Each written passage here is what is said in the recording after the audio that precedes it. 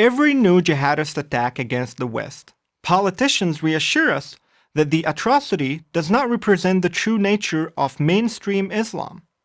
Of the 1.6 billion Muslims in the world, they constantly reassure us the overwhelming majority are as law-abiding as any members of any other monotheistic faith. Only a tiny fraction engage in terror, and Islam is a religion of peace. Furthermore, we are told the great majority of Muslims hold moderate views. But what does that mean? How moderate are moderate Muslims? Given the threat of radical Islam, it would seem to be a fair question. Let me start to answer it by telling you something of my own story. I was raised in a middle-class Muslim home in Cairo, Egypt.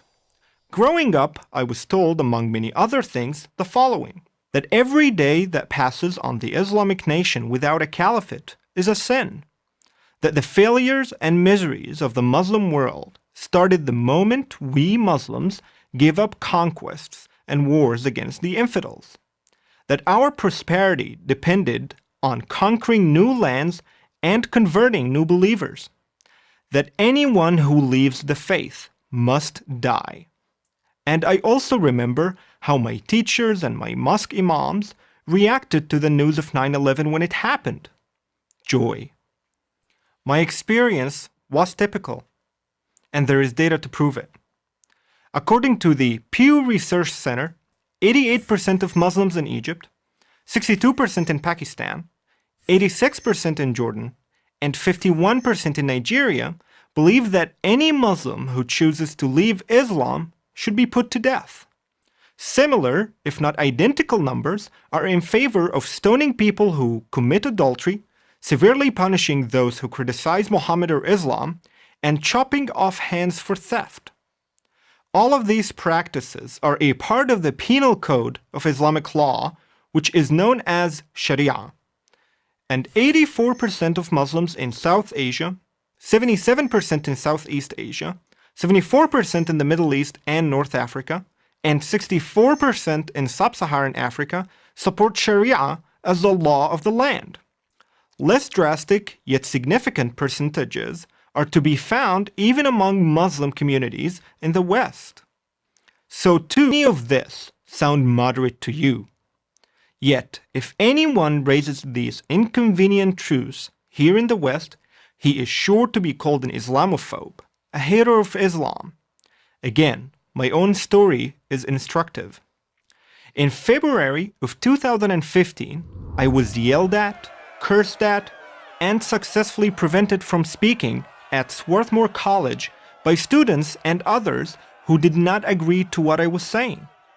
Some of them were Muslim women who fit the image of the unveiled, perfect English-speaking moderate Muslim young woman. Other seeming moderates tried and failed to do the same during my speech at Temple University the next day. Some of them, sadly, were students of journalism.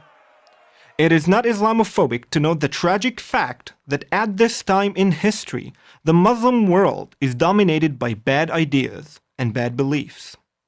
That is why millions of so-called moderate Muslims do not rise up to denounce Islamic terror.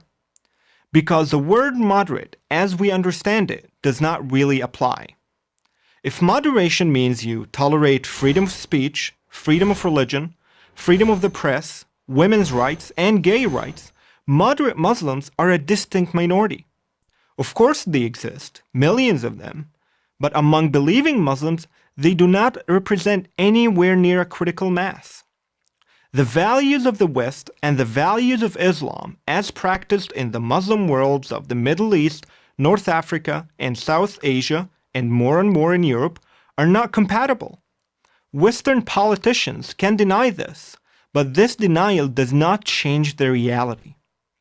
It is these bad ideas and beliefs that provides the soil in which radical Islam grows. Ignoring this only prevents us from effectively fighting Islamist terror, and at the same time, it hurts those heroic Muslims who really are moderate. Until we begin to tell the truth about Islam, always in respectful language, the only solution to Islamist terror will never take place. That solution is Islam reforming itself. I do believe that reform is possible. It can, of course, only be done from within Islam.